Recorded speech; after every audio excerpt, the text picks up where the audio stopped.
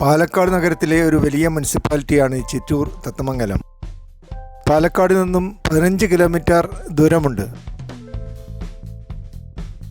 ചിറ്റൂർ തത്തമംഗലം മുനിസിപ്പാലിറ്റിയിൽ 29 വാർഡുകളുണ്ട്. ഏകദേശം 15 ചതുരശ്ര കിലോമീറ്ററോളം വിസ്തീർണം ഈ മുനിസിപ്പാലിറ്റിക്കുണ്ട്. 32,000 ആളുകൾ ഈ നഗരസഭയിൽ താമസിക്കുന്നു.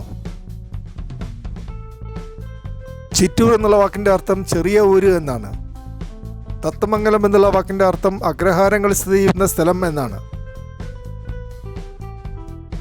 മുനിസിപ്പാലിറ്റിയുടെ വടക്ക് ഭാഗം നല്ലേപ്പള്ളി പഞ്ചായത്തും കിഴക്ക് ഭാഗം പെരുമാട്ടി പട്ടഞ്ചേരി പഞ്ചായത്തുകളും പടിഞ്ഞാറ് ഭാഗത്ത് പുതുനഗരം പെരുവെമ്പ് പഞ്ചായത്തുകളുമാണ്.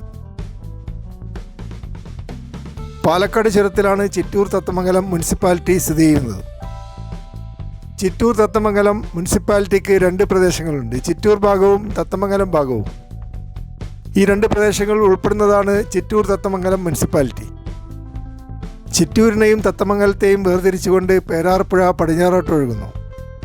ഈ പുഴ ചിറ്റൂർ ഭാഗത്ത് ശോകനാശിനി പുഴ എന്ന പേരിൽ അറിയപ്പെടുന്നു. പൊതുവെ ചൂടുള്ള കാലാവസ്ഥയാണ് ഈ പ്രദേശത്ത് അനുഭവപ്പെടുന്നത്. കണ്ണാടിപ്പുഴയുടെ തീരത്താണ് ഈ നഗരം സ്ഥാപിച്ചിട്ടുള്ളത്. ഭാരതപ്പുഴയുടെ പ്രധാനപ്പെട്ട ഒരു ഹെഡ് സ്ട്രീമാണ് കണ്ണാടിപ്പുഴ. ഇവിടെ ഒരു മിനി സിവിൽ സ്റ്റേഷൻ ഉണ്ടാക്കിയിട്ടുണ്ട്.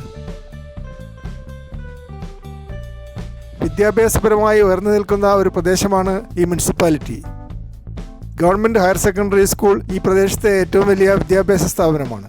വിശാലമായ ക്യാമ്പസും ധാരാളം ബിൽഡിങ്ങുകളും ഇവിടെയുണ്ട്. അതുപോലെ government Victoria higher secondary school പൗരാണികമായ കെട്ടിടങ്ങളും മികച്ച ട്രാൻസ്പോർട്ട് സൗകര്യങ്ങളും ഓഫർ ചെയ്യുന്നു. അതുപോലെ റോസസ് പബ്ലിക് സ്കൂൾ സാംസ്കാരിക പ്രവർത്തനങ്ങൾക്ക് പ്രാധാന്യം കൊടുക്കുന്നുണ്ട്. ഷാലോം റെസിഡൻഷ്യൽ പബ്ലിക് സ്കൂൾ മികച്ച ക്യാൻറ്റീൻ സൗകര്യവും പ്രകൃതി സംരക്ഷണ മേഖലയിൽ പരിശീലനവും നൽകുന്നുണ്ട്. ധാരാളം ആരാധനാലയങ്ങളും ഇവിടെ കാണുവാൻ പറ്റും.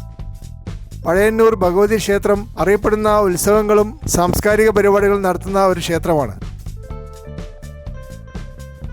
അതുപോലെ ദുർഗാക്ഷേത്രവും ധാരാളം ഭക്തന്മാരെ ആകർഷിക്കുന്നു. ഈ പ്രദേശത്ത് കൂടുതൽ ആളുകളും കൃഷിയിലാണ് വ്യാപൃതരായിരിക്കുന്നത്. കേരളത്തിലെ പ്രധാനപ്പെട്ട പല മേനോൻ തറവാടുകളും ഇവിടെ കാണുവാൻ പറ്റും.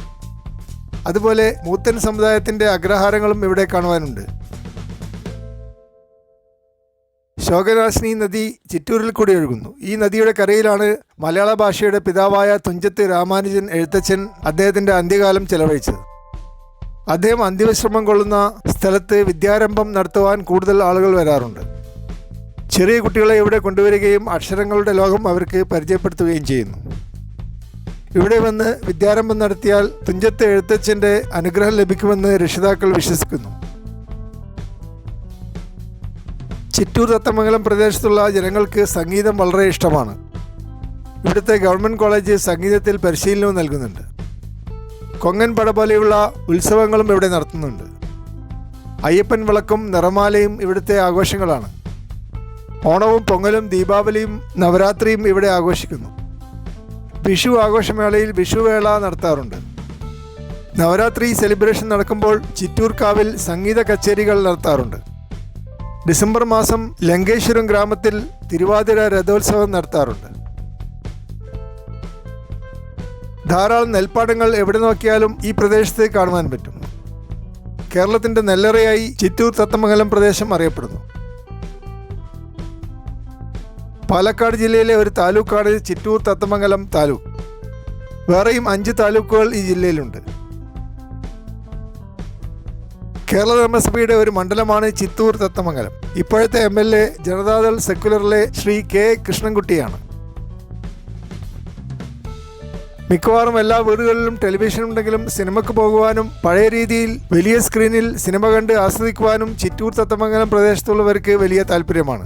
കൈരളി ശ്രീ തിയേറ്റർ കോംപ്ലക്സ് ഈ പ്രദേശത്തെ ഏറ്റവും വലിയ എൻ്റർടൈൻമെൻറ്റ് സെൻ്ററായി മാറിയിട്ടുണ്ട്.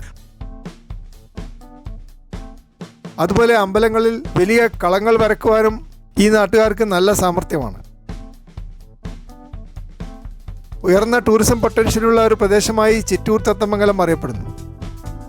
70 വർഷം പഴക്കമുള്ള തത്തമംഗലം അക്വാഡക്റ്റ് പാലം 240 മീറ്റർ നീളമുള്ളതാണ്.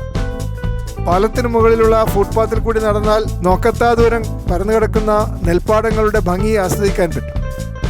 ധാരാളം ആളുകൾ സായാഹ്നം ചെലവഴിക്കാൻ വേണ്ടി തത്തമംഗലം അക്വാഡക്റ്റ് കാണുവാൻ വരുന്നു.